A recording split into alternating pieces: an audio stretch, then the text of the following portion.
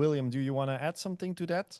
Yeah, one of the things that I'd probably just add is it's all about trust. Like a lot of people are very suspicious of AI. So what it is when you're using AI to provide an answer, it's always good for the system to kind of back up its logic, you know.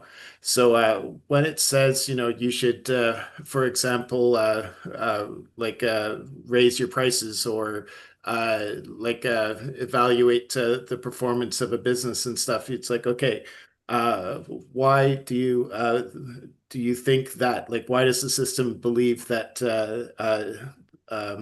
the answer that they give is correct?